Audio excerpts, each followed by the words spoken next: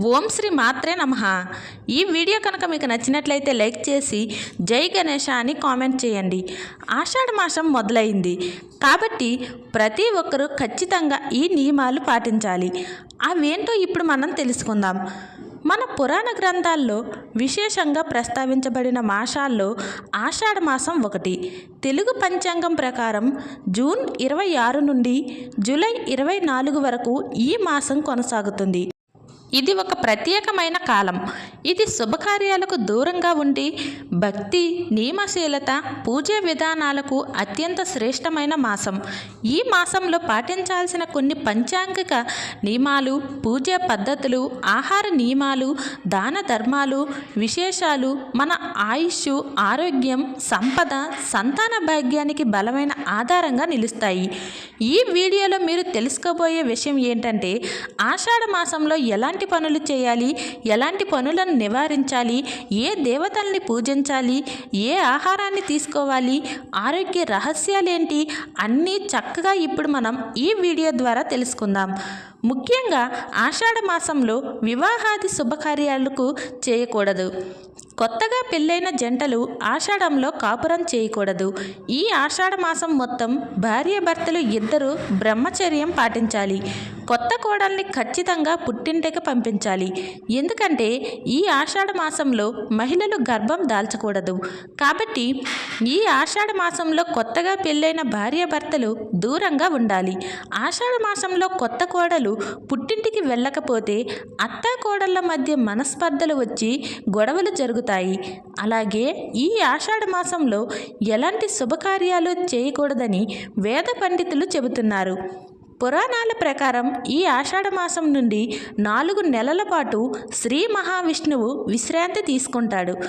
కాబట్టి ఆషాఢ మాసంలో శుభకార్యాలను నిర్వహించకూడదు.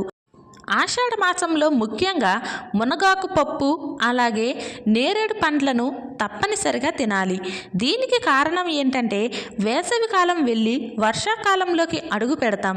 ఇలా ఋతువులు మారుతున్న సమయంలో మన శరీరంలో వివిధ మార్పులు వస్తాయి. అందుకే మన శరీరానికి రక్షణ ఇచ్చే ఆహారాన్ని తప్పనిసరిగా ఈ ఆషాఢ మాసంలో తీసుకోవాలి. ముఖ్యంగా మునగాకుతో పప్పు, తెలగపిండి వంటి ఆహారాన్ని తినాలి. ఈ ఆషాఢ మాసంలో మీరు తినే ఆహారం పైన ప్రత్యేక శ్రద్ధలు తీసుకోవాలి. ఈ ఆషాఢ మాసంలో ముఖ్యంగా చద్దన్నాన్ని మాత్రం అస్సలు తినకూడదు. అలాగే ఈ ఆషాఢ మాసంలో ఆకుకూరలు, మాంసం, చేపలు, మద్యం, బెండకాయలు, వెల్లుల్లి, ఉల్లిపాయలు ఈ పదార్థాలని మాత్రం ఆహారంలో తీసుకోకూడదు. ఆషాఢ మాసం వస్తే ఆడవారి చేతుల్లో గోరింటాకు మెరిసిపోతూ ఉంటుంది. పెళ్లి కాని వాళ్ళ అమ్మాయిల చేతులకు గోరింటాకు ఎర్రగా పండితే అందాల రాకుమారుడు భర్తగా వస్తాడని విశ్వసిస్తారు. ఇక శాస్త్రీయ పరంగా గోరింటాకు గురించి మాట్లాడుకుంటే ఆషాఢ మాసంలో వర్ష ఋతువు ఆరంభం అవుతుంది. ఆషాఢాన్ని అనారోగ్య మాసంగా పిలుస్తుంటారు. ఎండాకాలం నుండి వర్షాల కాలంలోకి అడుగు పెడుతున్నప్పుడు మన శరీరంలో వేడి బాగా పెరుగుతుంది. ఇలాంటి సమయంలో మనకు ఎన్నో అనారోగ్య సమస్యలు వస్తాయి. అందుకే ఈ ఆషాఢ మాసంలో ఆడవాళ్ళు తమ చేతులకు తప్పనిసరిగా గోరింటాకు పెట్టుకోవాలి. శరీరంలో ఉండే వేడిని గోరింటాకు తీసేస్తుంది. రోగ నిరోధక శక్తిని పెంచుతుంది. అలాగే గోరింటాకు రసంలో బ్యాక్టీరియా లక్షణాలు ఉంటాయి. స్త్రీలకు ఉండే గర్భాశయ సమస్యలు, చర్మ సంబంధమైన సమస్యలు తొలగిపోయి మంచి ఆరోగ్యం సిద్ధిస్తుందని ఆయుర్వేద నిపుణులు చెబుతున్నారు. ఈ రోజుల్లో చాలామంది మంచం పైన కూర్చొని భోజనం చేసేస్తున్నారు. కానీ ఈ ఆషాఢ మాసంలో మంచం పైన కూర్చొని భోజనం అస్సలు చేయకూడదు. ఈ నెల రోజుల పాటు మంచం మీద కూర్చొని భోజనం చేస్తే మీకు రాబోయే కాలంలో ఆహార ధాన్యాలకు తీవ్ర కొరత ఏర్పడుతుంది. కాబట్టి ఇక నుండైనా మంచం పైన కూర్చొని భోజనం చేయకండి. ముఖ్యంగా ఈ ఆషాఢ మాసంలో దేవాలయాలకు వెళ్ళడం, ఇంట్లో పూజ చేసుకోవడం, దేవుని మంత్రాలు చదవడం, అలాగే దేవుణ్ణి ధ్యానించడం ఇలాంటి పనులు చేయడం వల్ల మీకు ఎంతో పుణ్యం లభిస్తుంది. అలాగే ఈ ఆషాఢ మాసంలోనే గురు పౌర్ణమి, బోనాల ఉత్సవాలు వంటి ముఖ్యమైన పండుగలను జరుపుకుంటారు. చతుర్మాసం కూడా ఈ నెలలోనే ప్రారంభమవుతుంది. అలాగే పెళ్ళైన స్త్రీలు ఉదయాన్నే నిద్రలేచి ముందుగా ఇల్లు వాకిలిని శుభ్రం చేయాలి.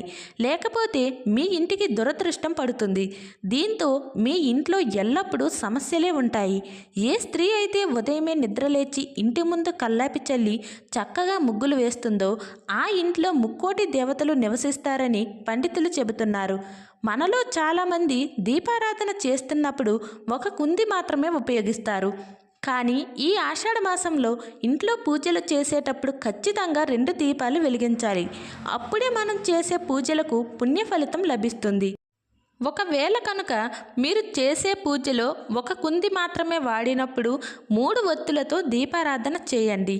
ఈ ఆషాఢ మాసంలో ముఖ్యంగా ఎవరైనా ఆపదలో ఉన్నవారికి మట్టి కుండ, గొడుగు, ఉప్పు, జామకాయలు ఈ వస్తువులను ఏదో ఒకటి దానం చేస్తే మీ కుటుంబానికి ఎంతో పుణ్యం లభిస్తుందని వేద పండితులు చెబుతున్నారు.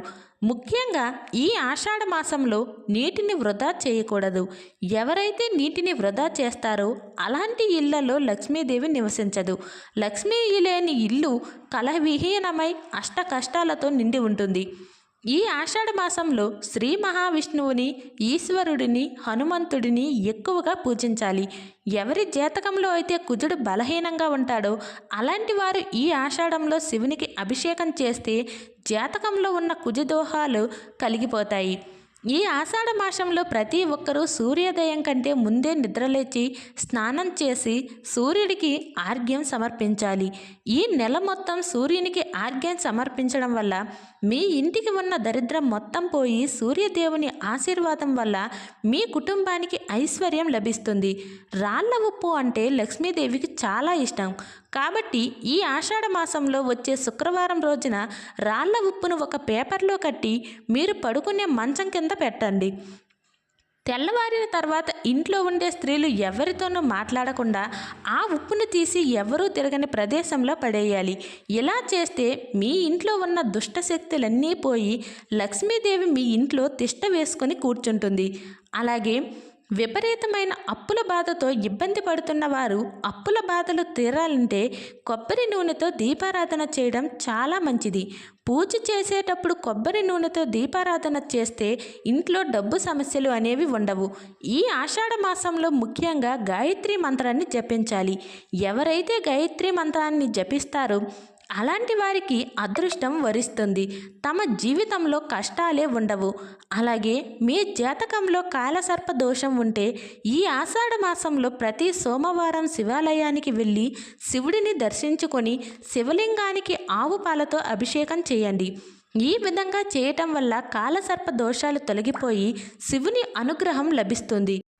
ఈ ఆషాఢ మాసంలో ఎక్కువగా యాగాలు నిర్వహించే చోటికి వెళితే ముక్కోటి దేవతలు ఆశీర్వాదం వల్ల మీ ఇంటికి అదృష్టం వరిస్తుంది. అలాగే ఈ మాసం వ్యవసాయానికి చాలా ముఖ్యమైనది. ఈ ఆషాఢంలో తీర్థయాత్రలు, భగవంతుని ప్రార్థన, మంత్రాలు పఠించడం, తపస్సు చేయడం వల్ల ఎంతో పుణ్య ఫలితం లభిస్తుందని చెబుతారు. ఆషాఢ మాసంలోనే పూర్వాషాఢ, ఉత్తరాషాఢ నక్షత్రాలు వస్తాయి. ఆషాఢ పౌర్ణమి రోజున చంద్రుడు ఈ రెండింటి మధ్య ఉంటాడు. అందుకే ఈ మాసాన్ని ఆషాఢ మాసం అంటారు. శాస్త్రాల ప్రకారం ఈ జూలై నెలలో ఎక్కువగా యాగాలు చేయాలి. అందుకే ఈ మాసంలో హావనం లేదా యాగం నిర్వహించడం వల్ల హానికరమైన కీటకాలు, గాలి, నీటి నుంచి వచ్చే ఇన్ఫెక్షన్ల నుంచి తప్పించుకోవచ్చు. గురు పౌర్ణమి నాడు గురువులను ఆరాధించడం వల్ల మీ జీవితంలో సంతోషం, ఐశ్వర్యం కలుగుతాయని పండితులు చెబుతున్నారు. అలాగే ఈ ఆషాఢ మాసంలోనే బోనాలు సంబరాలు ప్రారంభం కానున్నాయి. హైదరాబాదులోని చారిత్రక గోల్కొండ కోటలోని శ్రీ జగదాంబిక ఎల్లమ్మ ఆలయంలో తొలి పూజ చేసిన తర్వాతే రాష్ట్ర వ్యాప్తంగా బోనాల సందడి ప్రారంభమవుతుంది. గోల్కొండ తర్వాత సికింద్రాబాద్, ఉజ్జయిని, మహంకాళి, లాల్ దర్వాజ్, మహంకాళి బోనాలను నిర్వహించి ఆషాఢ మాసం చివరి రోజున తిరిగి గోల్కొండ కోటలో చివరి బోనంతో పూజలు చేసి ఉత్సవాలను ముగిస్తారు. ఇక ఆషాఢ మాసంలో విష్ణువుకు, లక్ష్మీదేవికి ఎర్రటి పువ్వులను, తామర పువ్వులను సమర్పించి పూజించడం వల్ల వారి ప్రత్యేకమైన ఆశీర్వాదాలు మీపై ఉంటాయని చెబుతారు. అంతేకాదు ఆషాఢ మాసంలో దాన ధర్మాలు చేస్తే కూడా మంచి ఫలితాలు ఉంటాయని, లక్ష్మీ కటాక్షం కలుగుతుందని చెబుతారు.